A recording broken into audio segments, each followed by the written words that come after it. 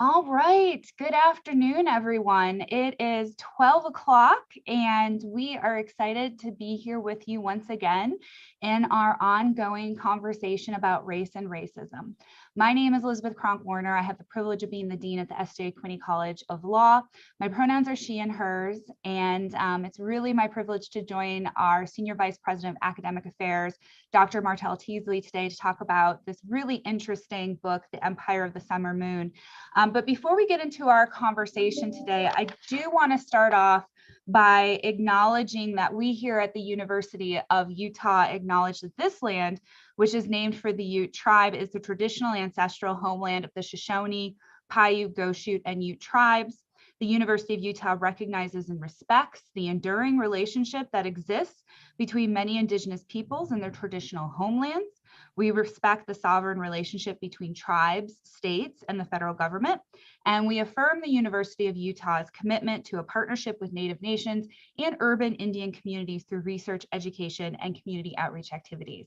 So it seems particularly appropriate to read our tribal land acknowledgement statement that we have here at the University of Utah, given the topic of today's discussion, which again is the Empire of the Summer Moon, which talks about the Comanche Nation in the 19th century. So with that brief land acknowledgement, I'm going to turn it over to my wonderful colleague, Dr. Martell Teasley, who is our Senior Vice President of Academic Affairs. And you're probably going to hear us use first names from here on out because he is a dear, dear colleague. But Dr. Teasley, take it away. Elizabeth, thank you for that warm introduction. Hello and good afternoon to everyone. Thank you so much for your time. Glad to be back here with Elizabeth. This is kind of the first opening salvo to the new semester for us. So here we go again. We talk about race, and we've talked a lot about African Americans and our Anglo-American brothers and sisters, but we haven't talked about Native Americans. So this book ran across me, and I suggested it to Elizabeth, and there are others. So here we are. This was a big bite to chew off of.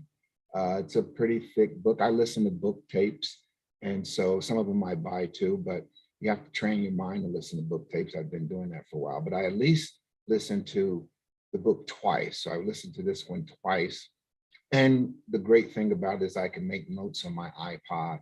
My approach today is just basically kind of scanning through the book. And Elizabeth and I talked earlier just a bit. She's going to do some analysis of the book, which you'll hear me do also.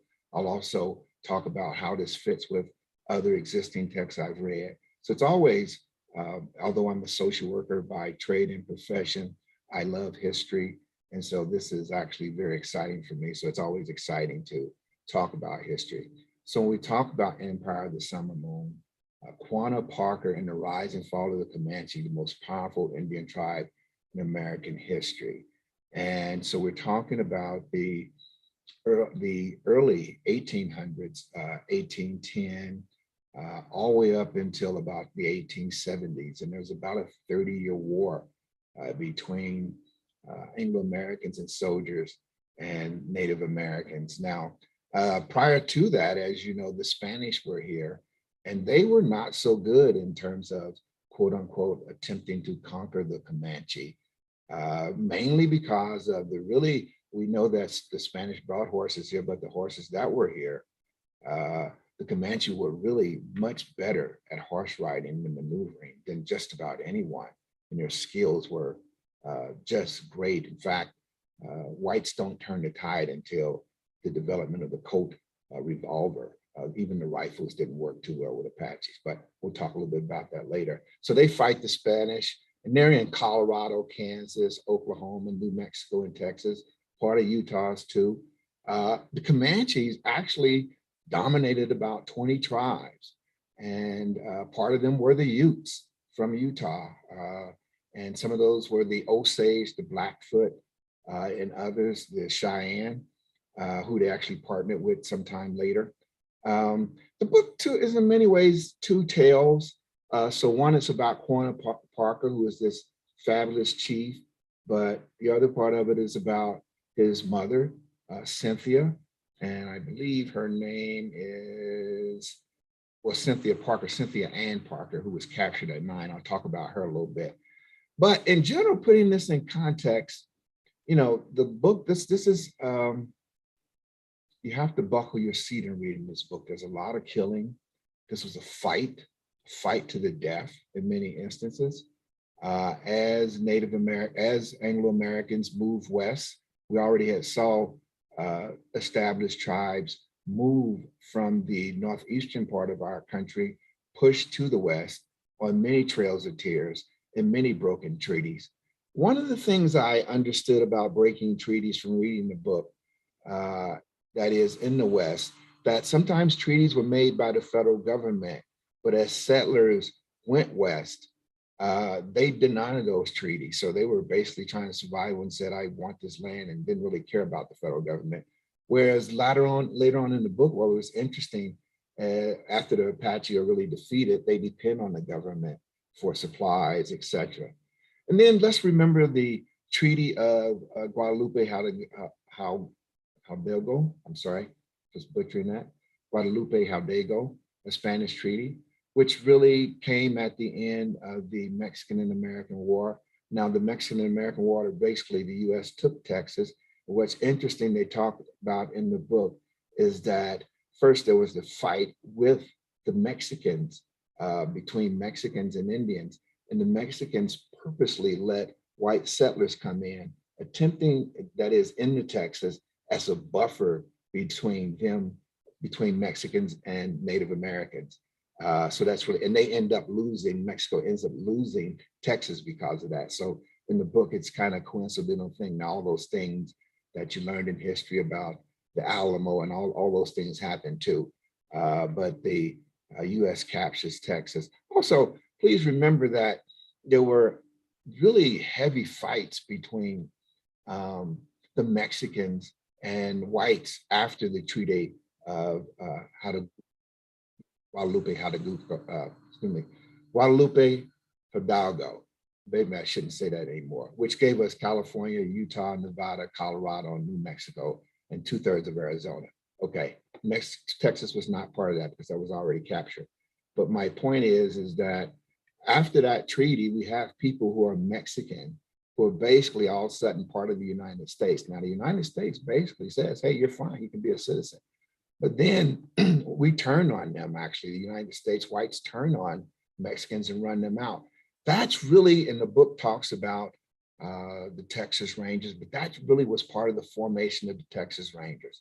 And all the stuff we learned about the Lone Ranger and Tonto and all that, a lot of that was the killing of Mexican Americans. And there were raids on them, et cetera, to run them out. And if you want to know about that, you can read a book called The End of the Myth, From the Frontier to the Border Wall in the Mind of America by Graydon, Grandin. He spells that out pretty well. So that's really interesting. And then one more kind of factoid I'll give you before I turn it over to Elizabeth, because there's so much, is one of those groups, the Osage, were actually pushed into Oklahoma. So just please remember, there are many trails of tears. There's many broken treaties. Whites don't really honor them at all for a multitude of reasons. They want more and more. They want the entire prairie. Of course, that means killing off the buffalo. But the Osage were pushed into Oklahoma, into some really what looked like barren land. And in their treaty, they had that they owned the mineral rights. And so oil was found there. And then they were very rich at the time, and many whites were jealous about that. And if you read a book, let's see, what's the name of that book? Under the Flower Moon. It is a book about the Osage, and their plight in Oklahoma as they became rich, and how whites stole from them all the way until the FBI actually got involved in the 1930s and 40s, killing. And so the FBI actually gets part of its clout by solving a huge murder of Osage people who were rich, who were killed for whites in a master plot to take their land and property from them. So lots of us are familiar with what happened later on in history in Tulsa, Oklahoma, and the sacking of Tulsa that belonged to blacks in Black Wall Street. But the sacking of what Osage had in Oklahoma also is little known. I didn't know about it until I read this book. Let me also comment on Cynthia Parker, who was captured at 9, as I said, in 1836. She was married to a guy named Peter Nakana, and they had 3 children. One of them is Quanah, and Quanah Parker ends up becoming this famous chief. Now, she has a really, but she becomes a Native American. She basically speaks the language, forgets how to speak her native tongue. One of the things I gleaned from the book that I didn't know, lots of capturing of white women, mainly because there was lots of infant mortality of Native American women from riding horseback. And I guess they didn't know that at the time. So there was not a lot, there was a high infant mortality rate amongst Native Americans. And there was a lot of capturing of white women, a rape, of course. But this person actually married a person who became a chief. She basically wanted to give up her Anglo-American identity. And there were several attempts throughout the book of raids between Native Americans and whites. And they tried to buy her back when they saw her. And she basically said, I'm married to a Native American man. I have children. I want to stay here. In the end, when she actually is, after her tribe has been defeated, and she's taken back to whites, to her family, she doesn't really fit in. For years, she doesn't speak English. She still speaks some Spanish that they picked up from the Spanish that came here. She still speaks some of the Spanish language, and she speaks Native American language. She does finally start to speak English, but she was unhappy most of her life. She attempted to run away. Every now and then she had rituals where she would cut herself, which is what Native Americans did, particularly the women, in terms of sorrow. And she longed for her children. She longed for her son, Quanah, who became the chief. She really dies a really terrible death. Well, she starves herself to death. She has so much grief. She doesn't like where she's at. I'm going to stop right there and turn it over to Elizabeth.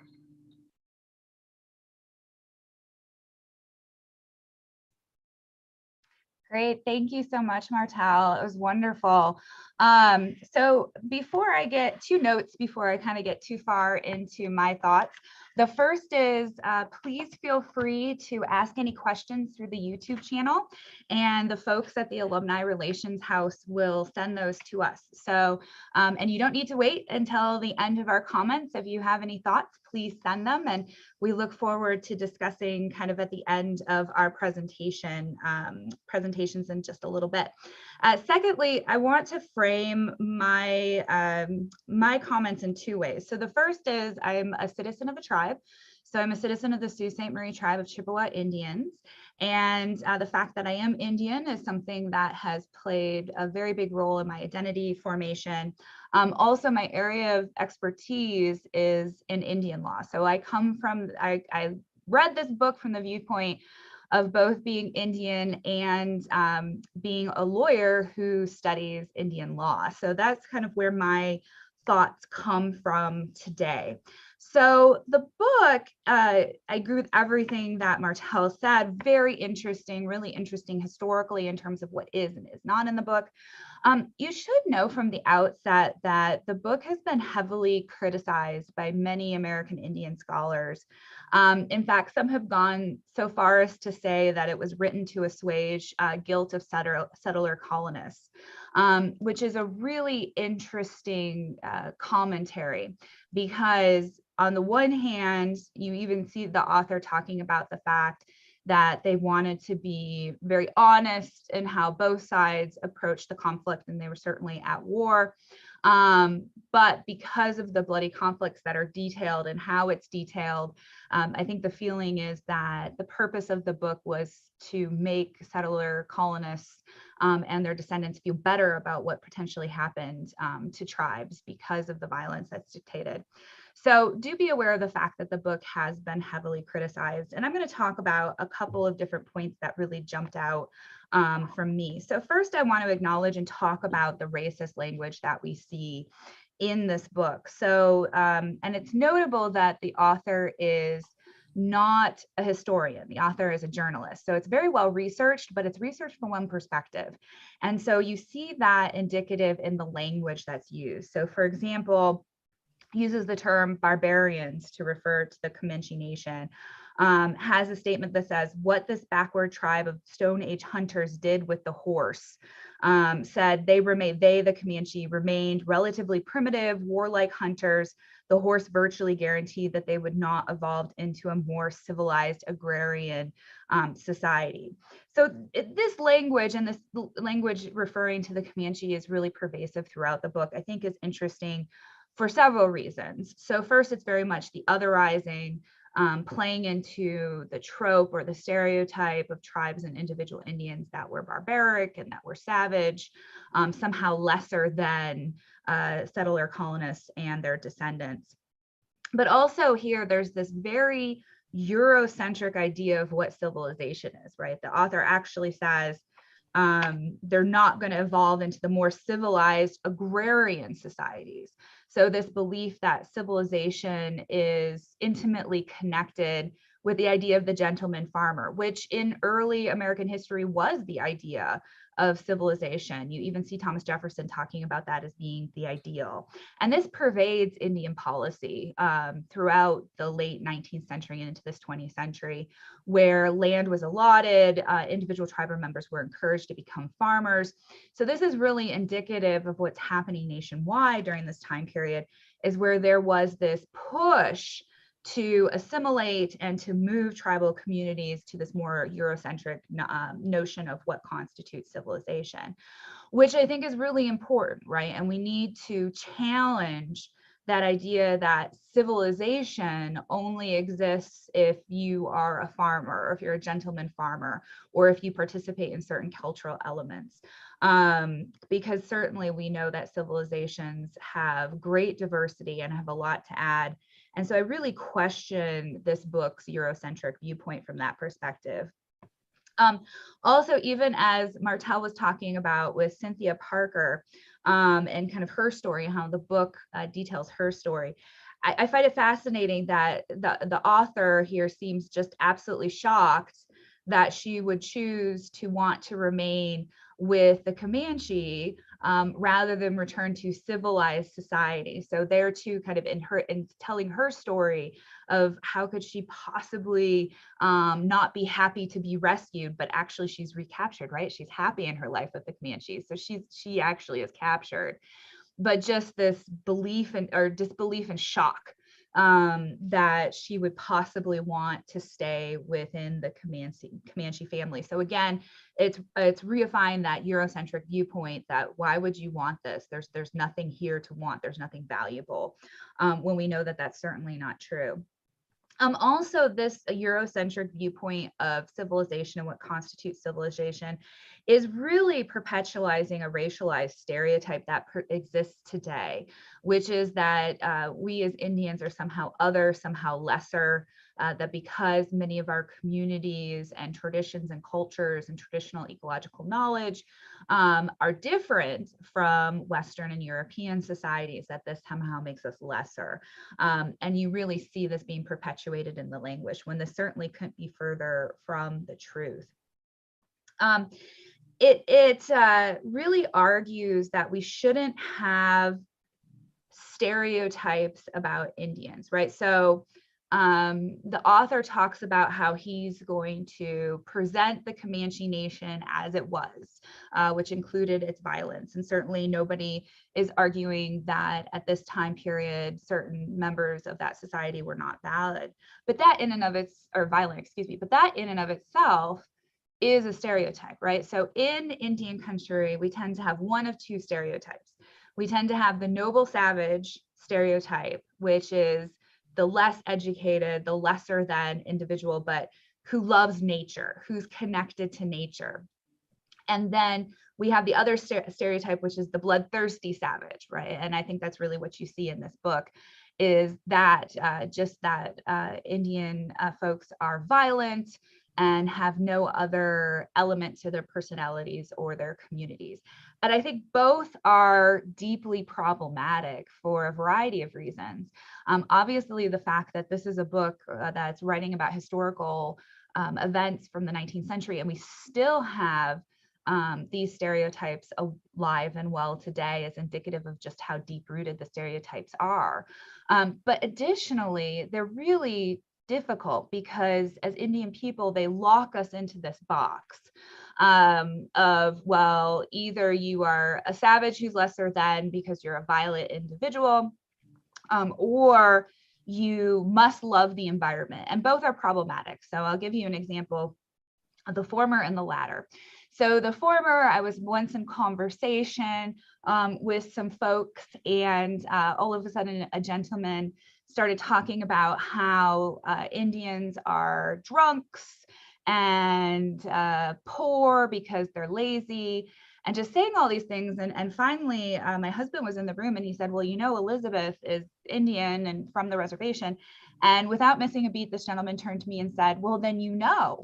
So not even realizing that this was indeed a stereotype, which shows just how deeply ingrained it is. But also that noble savage stereotype is deeply ingrained as well and problematic. So this idea that we as Indian people somehow have a better or closer connection to nature may be true for some individuals and some tribes, but not all. So I work at the intersection of Indian and environmental law. And one of the ways I see this as a dangerous stereotype is sometimes tribes who might be interested in economic development might be interested in engaging in such development in a way that some may view as damaging to the environment. And these tribes have been crucified for having a non-environmental protectionist viewpoint. But sometimes economic development can be more important to a tribal community than this ecological stereotype. So both are harmful, and both are really present in this book. Also, well, the author wants to focus on and seems to pride himself in the fact that he's talking about the true violence of the Comanche Nation. At the same time, the author never acknowledges that during the same time period, Texans are bringing enslaved individuals into Texas, and does not talk about the violence that is deeply ingrained in slavery and that those enslaved individuals experience. So very specific in which violence he wants to talk about and what he doesn't. So in addition to the language of the book, I also wanted to build a little bit on Martell's thoughts about the role of race in Indian country and then in this book, because the author spends a lot of time talking about the racial identity of the two key players in the book, those being Cynthia Parker and then her son, Quinney Parker.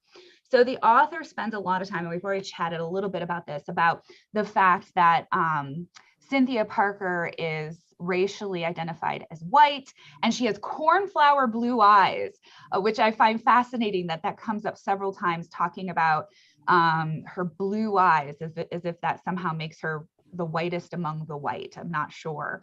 But her racial identity as a white individual is something that the author spends a lot of time about, and is certainly consistent with our racialization within the United States here today, and misses a key point, because the author, in focusing on her racialized identity as white, misses the fact that race doesn't play into identity within Indian country. It's whether or not you are a citizen or member of a tribe.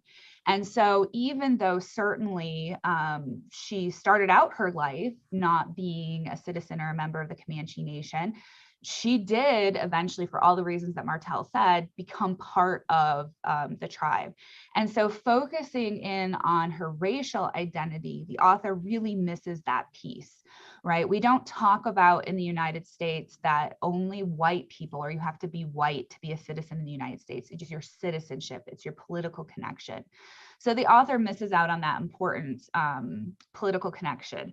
And then also we see that perpetuated through the discussion about her mixed blood son, Quinney Parker. The fact that he was both Comanche and white comes up several times throughout the book. And that's problematic for the same reasons as it is for Cynthia Parker, because it denies tribal sovereignty and it denies that political element. But it's also deeply problematic for another reason. And that is the assimilation of Indians into non-Indigenous culture.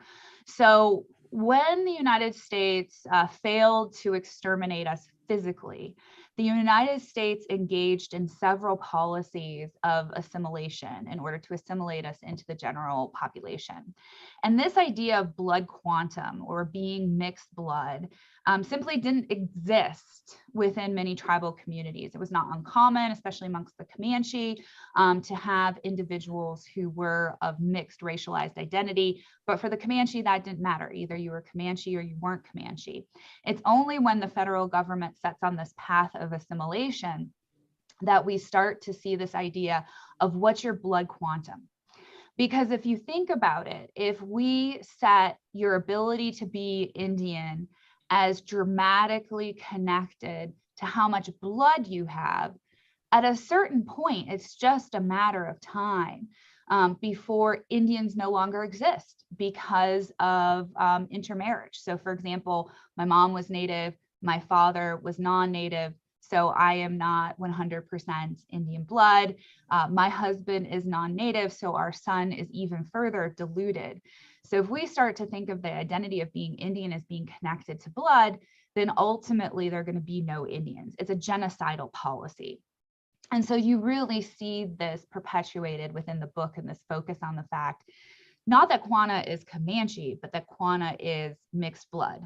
And so that focus on blood ancestry is something that is certainly deeply problematic. And some tribes are actively looking at these policies. So you'll see that membership and political determination in tribes is a wide range of requirements, anything from lineal descendancy to having some percentage of ancestry. And that's tribes today dramatically coming to grips with this genocidal assimilationist policy of the past. Next, I want to talk a little bit about the role of treaties. And I think that this book does a good job of demonstrating a theory. So those folks who are looking at the law from an economical perspective have oftentimes said that without treaties, the United States wouldn't have survived. And what's central at their argument is, at the time of the United States founding and into about the mid-19th century, so kind of at the start of this book, the tribes within the United States were militarily stronger than the federal government. It's kind of hard for us to remember these days when we're spending billions and billions and billions of dollars on defense in the military. But at the birth of the federal government, our country was very weak, right? The War of 1812 would basically only won one battle. It was a really strategic battle, but basically only won one battle. So we were not a military stronghouse that we are today. And the tribes were, at that time period early in our history, more militarily strong. And we see this in the example of the Comanche. So the Comanche really turned back westward extension for 4 decades through challenging the United States, the federal government, and of course the Texas Rangers, as Martell talked about. And it wasn't until later development of technology that the United States was really able to defeat the Comanches. And that's just one example. And how is this all relevant? Economists will say that but for treaty making, the federal government wouldn't have survived. So because tribes were militarily stronger than the federal government, again, in the late 18th century and the early 19th century, if tribes had not agreed to enter into treaties with the United States, therefore allowing for the federal government to expand and grow through economic means, right? The trades of goods, the trade of land, the federal government wouldn't have survived. So if the federal government had had to fight all tribes and all places in the same way that had fought the Comanche Nation, as demonstrated in this book, the federal government just simply wouldn't have survived. So that's all to say that the success of the federal government and the United States of America is premised upon the willingness of Indian tribes to enter into treaties. Because but for that willingness, the tribes had decried treaties and instead all had gone to war against the United States, the country probably would not have succeeded. And so that's to make the point that it's for that reason. A lot of folks oftentimes say, why should this treaty still have effect? Why should this treaty still be in place? Why should we care about this treaty that was, entered into in the early 19th century? That's why. Because as this book demonstrates, but for that treaty making, there's a very real possibility that the federal government might not have survived to become the strong country that it is today. Certainly there would have been an impact. And so if we had had all these tribes going to war, I don't know if we would have the federal government that we have today. The next thing that really kind of jumps out to me when I look at this book is the primacy of Western history. And I actually want to compare this book to a movie that's out right now. And that movie, as you might think this is going to be surprising, but it's a Predator prequel. And it's a Predator movie, which of course you're like, why are you talking about a Predator movie? But hopefully you've heard of a movie called Prey. And Prey is a prequel to the Predator series. And I never thought I would be talking about a violent movie because I am not particularly a fan of violent movies, but it's set hundreds of years ago and the Predator is coming to Earth and encounters the Comanche Nation. And I want to draw parallels between these two for a couple of reasons. So first, in the Empire of the Summer Moon, so we're talking about the same tribe with both the book and the movie. And the author of The Empire of the Summer Moon clearly does not consult tribal histories or indigenous histories. The histories represented in the book are American history and European history. Conversely, the producers and director of Prey, which is available by Hulu, if you want to watch it. And interestingly enough, you can watch it either in English or Comanche. So if you want to hear the Comanche language, you can actually watch the movie in Comanche, which is very interesting. Spent a lot of time with the tribe and finding out about the tribe. And so I want to kind of compare and contrast these two, because unlike the book, where it's based on American and European histories, and you get this very two-dimensional view of the Comanche Nation as inferior, as savages, as barbarians, in the movie Prey, you get a much fuller view. You see the community, you see the civilization, you see folks fighting for each other. And so I think the two really are interesting. And I use the example of Prey as an example, a rare opportunity where the tribe gets to tell its own story. So this book, The Empire of the Summer Moon, is not the tribe's story, right? It's not coming from the tribe's perspective. And I'm not saying that a prequel Predator movie is the history of the Comanche Nation, but rather that the tribe, the producers and the owners of that work deliberately incorporated the tribe, so you get much more of a three-dimensional look at the nation, its people, and its civilization. So kind of an interesting juxtaposition. The last point I want to make very briefly is just that, like, as is so common even today, the book really fundamentally misunderstands tribal government. So even the title is wrong. If you read the book, he talks about the fact there really is not one Comanche empire. So even though they identify as Comanche, there are several different bands with different leaders. And so referring to it as an empire in the sense of kind of one government is just simply fraudulent, because that's not how the government was formed.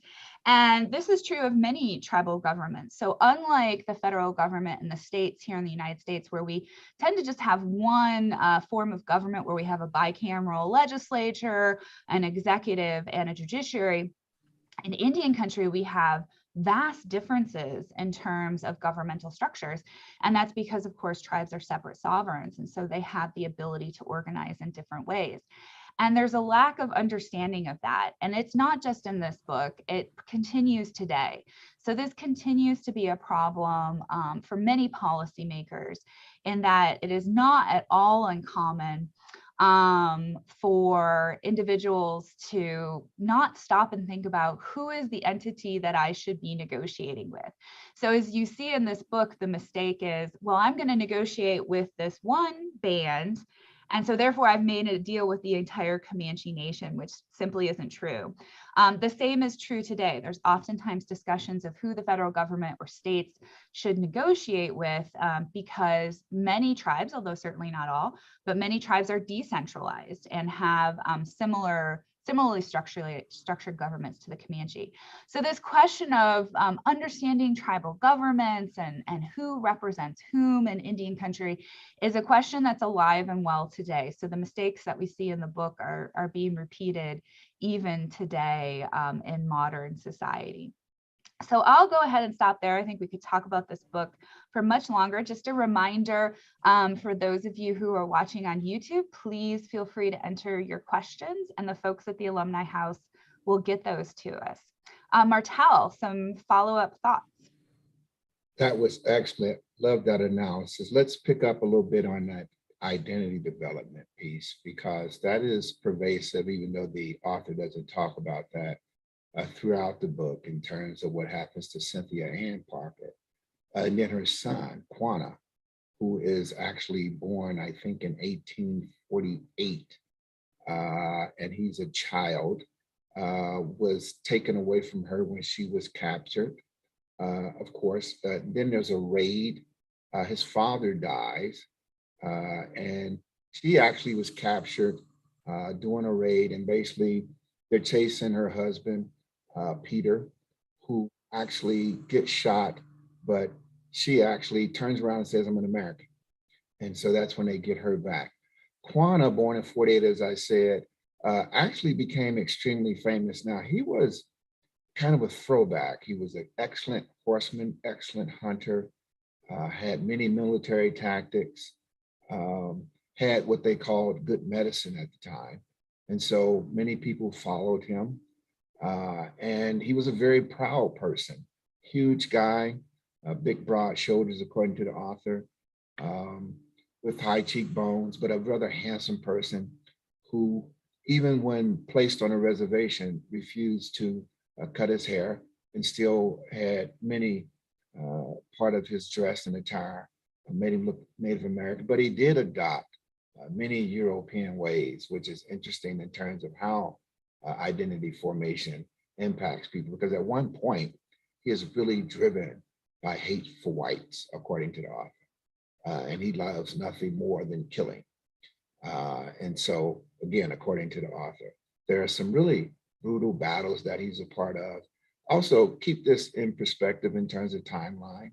So, we start with the Mexicans, Native Americans, and white settlers coming west, push from the South, and then we have the five civilized tribes. And it was interesting when Elizabeth was talking about civilization, because many of those tribes, such as the Seminoles, owned slaves, but we talked about the Chickasaw, the Cherokee, the Creek, the Choctaw, and the Seminoles, the five civilized tribes. They're pushed west also, pushed onto reservations. And then remember, during the Civil War, the American cavalry, which is rather sloppy, they don't win many of the battles with Native Americans. They made the mistake of being on foot. They were no match for Native Americans on horses. And then when they tried to fight Native Americans on horses, according to the author, they still were no match. Again, as I said earlier, they don't really start to make way into these fights, and they lose many battles until the development of guns, the pistol, the Colt, and then the refinement from a 6-shooter to a 7-shooter.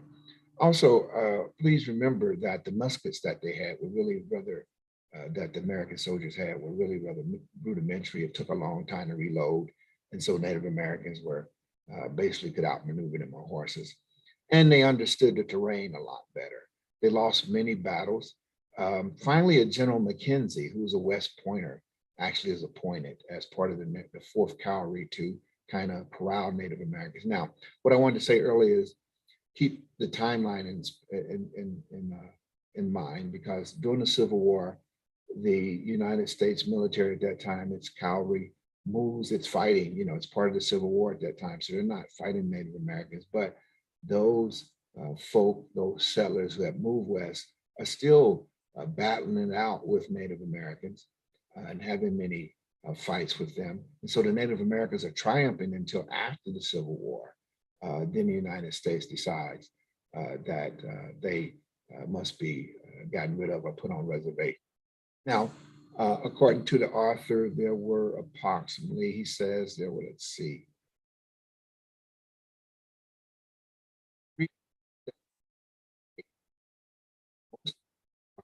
they weren't broken by the Native Americans. And this caused quite a bit of problem. And they basically placated them. Made one treaty, talked about no white American could cross your area unless they had a signed document from the President of the United States. Of course, people weren't going to get that. And also the goods that they were supposed to give Native Americans, because putting them in areas, stripping them of hunting buffalo, basically would kill them off. And so the kind of reparations, for lack of better language, that were supposed to be given was not what they said. They didn't give what they're supposed to.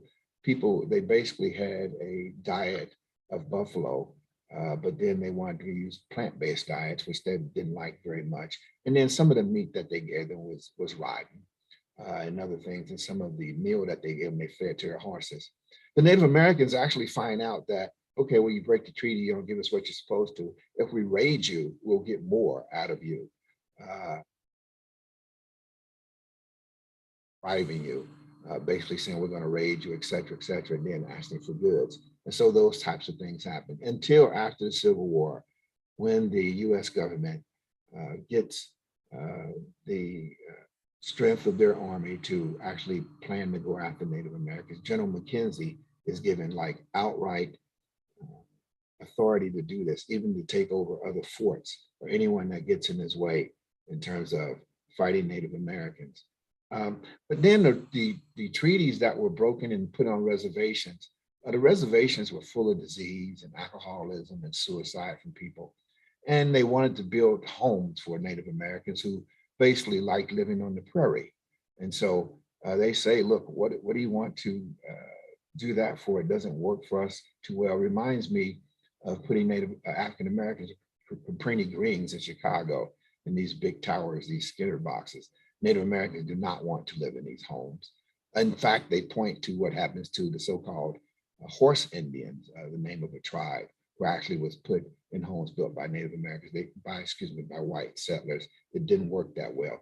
In fact, Tim Bears, one of the chiefs, says after a fight in a treaty talk in 1864, he says, quote, "My heart is filled with joy when I see you.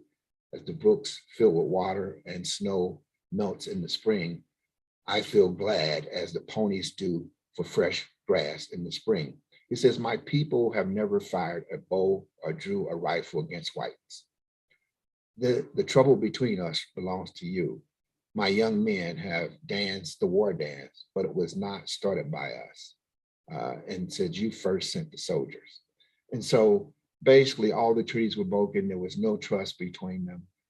Native Americans were consistently pushed away and pushed onto land that it worked very interestingly.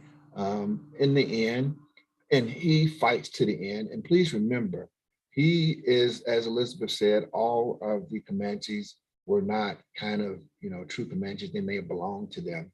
So he belonged to the Quahatis, which was a tribe that never actually signed a treaty. They just did not believe in signing treaties. They had to be forced on the reservations at the end. And even then, they went away for some time.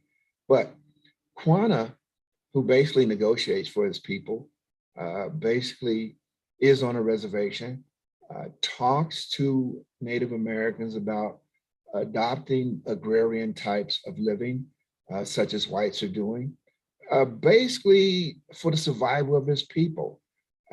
This is a quote, a person who had no formal education, but at the same time negotiated treaties, negotiated contracts, and interpersonal relationships. He was a very good negotiator. You could just not get over on him. So at one point in the story, when they're going to give $1 million for this parcel of land, well, Quanah wants to know how much per acre, not just, you're going to give me $1 million, but how much per acre? Because he says, you know, you may cheat us.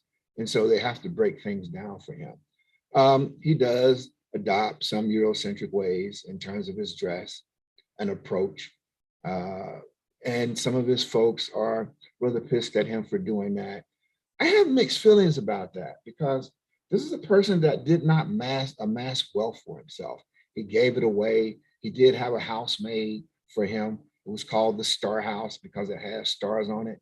You can actually pull it up on the internet. It's in Texas, and it's actually a tourist site. And there is a day in Texas for him. September 10th is called Quinney Parker Day.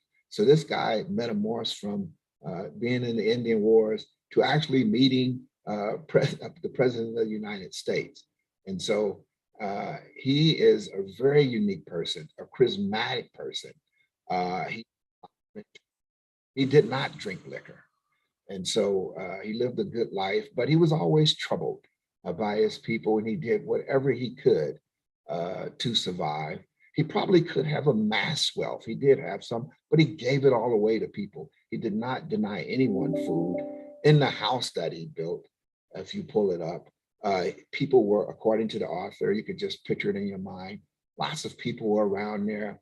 Native Americans put teepees outside of it, came to see him.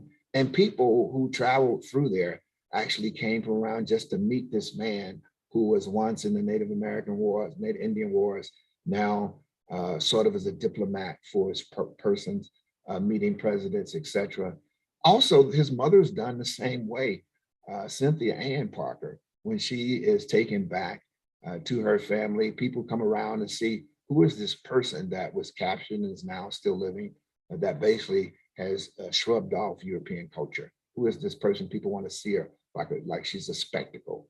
And so he holds his head high through this. He never cows down in terms of who he is as a person. So, you know, we're going to give that to him, and he could have enriched himself, but he did not do that.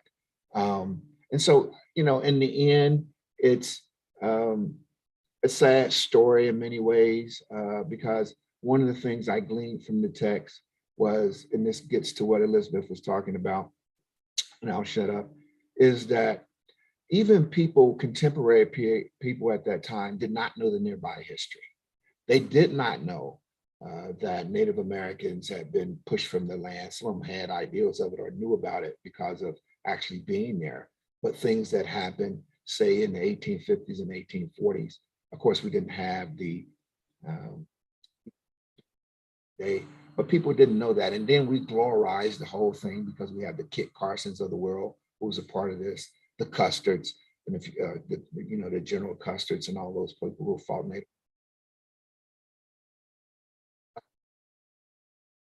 stuff in the United States. And they kind of like that narrative about go west, young man, this manifest destiny narrative, which Native Americans thought was absolutely crazy, and basically said, look, you guys started the whole thing, and this land belonged to us from time immemorial. And so while you may have problems with us because of the way we've executed wars, you started the whole thing. I'll turn it over to Elizabeth from there. Thank you, Martell. And just a reminder, if you have any questions for us, feel free to shoot them over.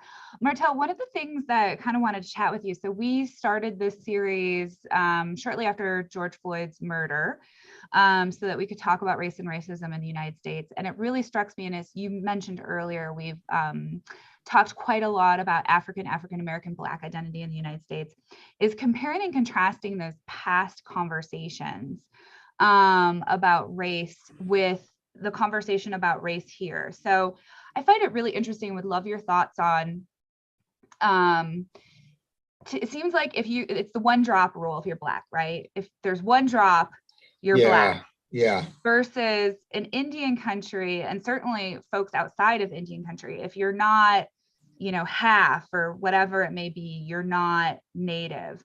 And I find that really interesting. I mean, it goes to the overall point that race is a social construct, you know, there isn't any reality to it, but I'd love your thoughts on that. Why the difference, of course, there's the political argument, but the difference between the two groups. Of course, that is used by people who are attempting to dominate other people. And so it's what I refer to as racial common sense thinking, that whatever we do or whatever we name in terms of race, it has to benefit the status quo, which in this case is the domination of our Anglo-American brothers and sisters.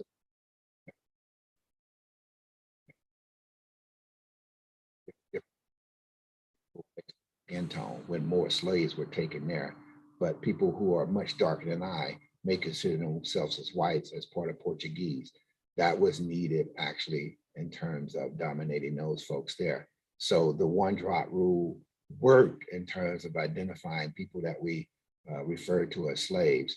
But then and what we really have Native Americans, I mean, 2,000 tribes all over North America reduced to just a couple of hundred tribes now. That took about 200 years to do. So as my understanding of the history, every year for about 200 years, the Native American population was cut in half to about 2% of the. And so then you have different rules of the game in terms of identity formation and who is who because of the lower percentage of people, if you follow what I'm saying. And so all of those are a part of the dominant discourse. And it's what I refer to as racial common sense thinking. Then the last thing I'll say is common sense is really not left to chance. So if we think about the Enlightenment, that rolls in a set of norms. If we think about what's going on right now in terms of stop the steal, people are trying to roll in a different set of norms. That's why our country is so polarized because of these different notions of what's, can't you see that still? It's right in front of your eyes. That becomes part of common sense thinking for people. And people reify that over time. And so that is really not left to chance, even though who are you going to believe, me or your lying eyes? Yeah. So, yeah. Yeah, it's interesting in that perspective. And your point about people who were enslaved coming to the United States. So it's colonization versus settler colonization, right? So in the United States, for indigenous populations, we have settler colonists because the folks stayed here, versus in a lot of instances in Africa, it was colonization, and they forcibly took people and brought them out other places. So it's kind of interesting how the historical differences of colonization might be coming into play there too. But I do find it fascinating for two of our racialized minority groups in the United States, we have created very different definitions of race, and we talk about it in very different ways. And that was the Holocaust, what happened to Native Americans. I mean, it certainly that's what happened to our Jewish brothers and sisters, but let's call that what it is. It was an immoral, demonstrative destruction of people, land, and property. And so it's one thing of go rest and manifest destiny, but the wholesale killing of whole people, we don't get that. And still, even today, as vast as we are, with the amount of media outlets we still have distortions in terms of understanding. So for example, just a couple of weeks back in Tulsa, Oklahoma, for example, we've been talking about Oklahoma a little bit, the school system was penalized for who a person said that in the school, my child felt bad about themselves while they were telling history that was factual. And so we had the school system saying, well, this is part of the curriculum. Then we had political pundits, which basically took and gave a lower grade to the school. Schools have A, B, C, D, and F rankings. And so gave it a lower ranking because of this. So it punishes people for narratives about the truth, in actuality about history. Yeah, which is fascinating in and of itself. I have to, as somebody with a dual identity, being both European based, my father is from Poland, and then also being indigenous, is something that I find myself confronting with quite a lot. So for example, I have some folks who are friends on Facebook, and every Juneteenth, they send out a call for reparations. And I always want to say, but I didn't engage in that. I'm indigenous and I'm Polish, right? Like my ancestors did not engage in enslaving individuals, but at the same time, I'm benefiting because of my light color and the systemic racism and the way that society has been structured. Even though my ancestors didn't necessarily partake in that, I'm still benefiting. And so I always have this moment every Juneteenth of, well, wait a second, because it makes me uncomfortable. Well, wait a second, like that's not me.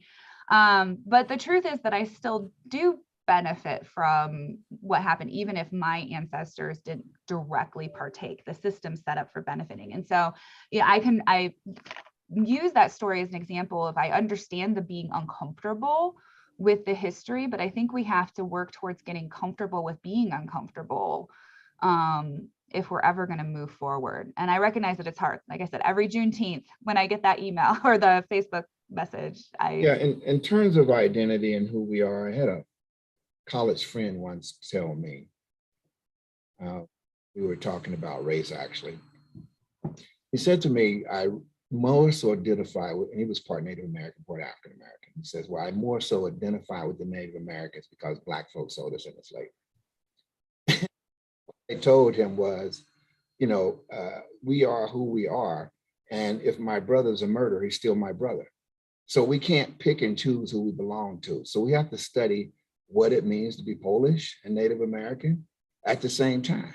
We know to know, and I always say that Black folk here in the United States, African Americans, do not know enough about what it means to be. We know a lot about being American. We know very little about being African.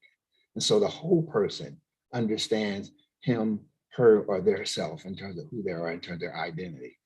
We live in a society that often penalizes people that prior to, because of what we were talking about. So it's just not about how you see yourself, but it is about how we see you and how we hold power over you. And all that's taking place in many conversations, many things that we have, and a lot of the things we're seeing happen in our society. I think that the spot on is something that I reflect on a lot about my identity as being a light-skinned, racialized minority, because folks do not perceive me on first glance as being Native. It's very uncommon that people typically look at me and say, oh, there's a Native person. And so recognizing that that's how society has categorized you and placed you, and that there are certain privileges that come along with it, even if I'm not necessarily thinking in that mindset, you know, there's both your internal identity and then there's how you are recognized externally. And there's certain privileges that come along with being a light person individual in the United States. And so it's fascinating. I think this whole discussion just leads really nicely into our larger conversation about race and racism in the United States. And, you know, I'm glad we did a book on Native Americans, be that it had a particular slant on it. It gave us a chance to have this discourse and to let you talk a little bit about your expertise in terms of understanding Native American identity and what it means in terms of Native American law. So I'm really thankful for that. By the way, audience, the book I mentioned earlier was Killer of the Flower Moon by David Grann, Grann. That was the book that talked about the Osage. So I just wanted to make sure we were clear on that. And also they called this, the book that we just talked about, under the, let me see, that was named Empire of the Summer Moon because many of the raids took place in the summertime under moonlight. And so even though the author acknowledges that the Cherokee basically have no knowledge of an empire. They just basically ruled the plains. They didn't know, you know, from one swath to another.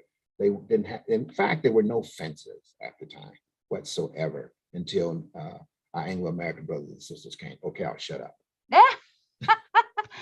Well, thank you so much. And that was a nice kind of recapturing those books is a nice transition. So as long as the Alumni Association will have us, we will probably be back in a couple of months. So stay tuned, and I'm sure we'll have another book to talk about and continue our discussion about race and racism in the United States. So thank you, everybody. Elizabeth. Yes, take care, everyone. Have a good day.